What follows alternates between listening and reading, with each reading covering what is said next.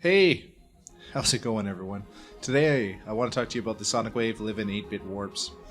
I ended up picking this up a number of weeks ago on a bit of a whim. I came across a lot of people, well, I shouldn't say a lot, a couple posts on the synthesizer subreddit going off about these Liven devices that are provided by Sonicwave and general praise from the people who already own them.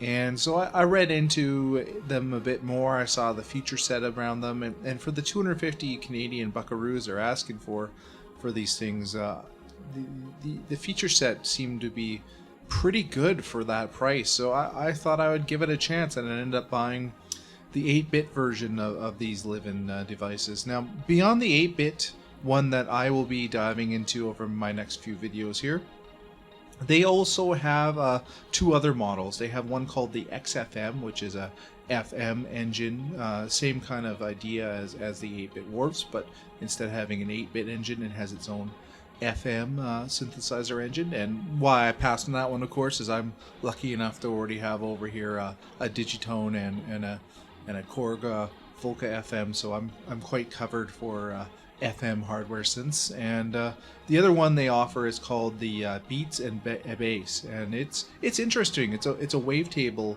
engine that's designed for producing drum sounds and beats and bass sounds. So I already have the Korg Modwave, so I'm like, you know what? I don't really have a hardware 8-bit kind of chiptune synthesizer, and my initial love for music came from spending way too much time on the NES as a kid and falling in love with various video game tracks. So having an actual hardware synth that can generate some of those kind of sounds was interesting to me, and for the low entry price, I caved and I bought one, and so here we are today. So what I'm wanting to do with this thing is I've set up a pretty simple setup here with it. Alright, let's go through the setup I have planned to use here. So through these next series of videos, we're going to really have a deep dive into the Sonicwave Liven 8-bit warps.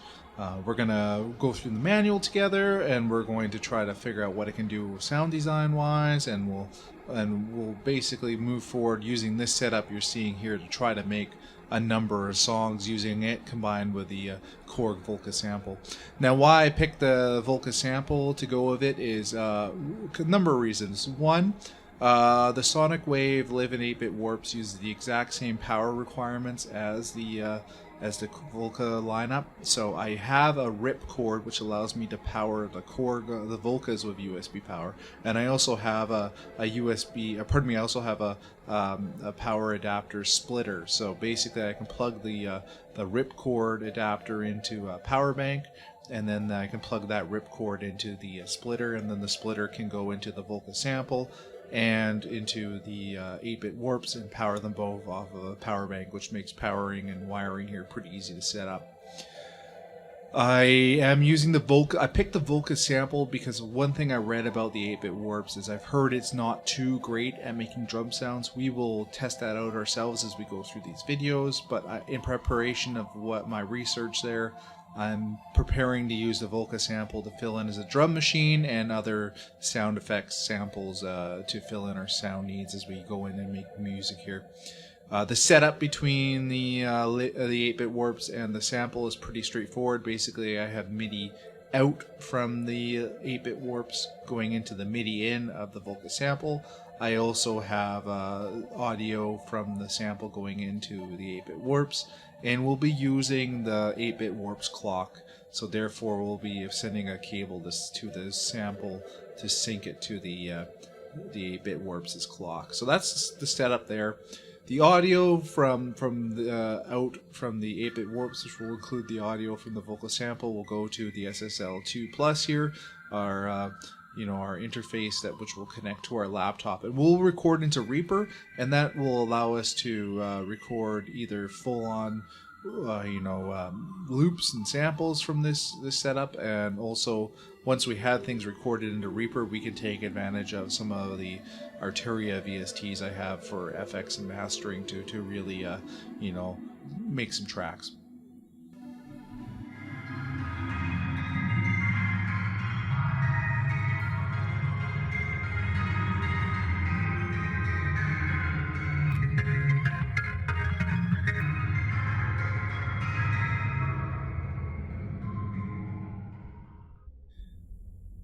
So with this series of videos, I want to do a deep dive into the 8-bit warps. We're going to go through, the manual, the basic functionality. We're going to explore the sound design, what type of sounds we can pull out of this thing, what the different synth engines do, and what we can maybe use them for. We're going to explore the sequencer and the looper to see what type of arrangements we can come up with in just a sequencer or looper, and also we are going to feed this into Reaper and record and maybe use some Reaper effects and whatnot to make some songs. That's really what this journey will be, or this diary will be. It's going to be learning the basics, seeing what it can do, and then see what we can actually produce with it, teaming it up with the vocal sample. It's a relatively cheap setup. I say that it's still about $1,000 setup of hardware here. You can't really classify that as cheap, but unfortunately with synthesizers this stuff is not cheap. So being able to have a full setup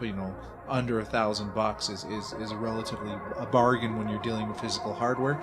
So let's see what it can do, and I'm looking forward to seeing what it can do, and I hope you tag along. And it's almost like I would love to hear your feedback, and if you see me doing anything dumb, let me know, because I'm still learning too, as we all are. So I think this will be useful, I think it will be fun, and I hope you tag along with me. Anyway, I will catch you all next time. I'm going to try to get these videos out pretty rapidly. I want to get going here, so I hope you tag along. Thank you very much, and I'll see you all next time. Take care.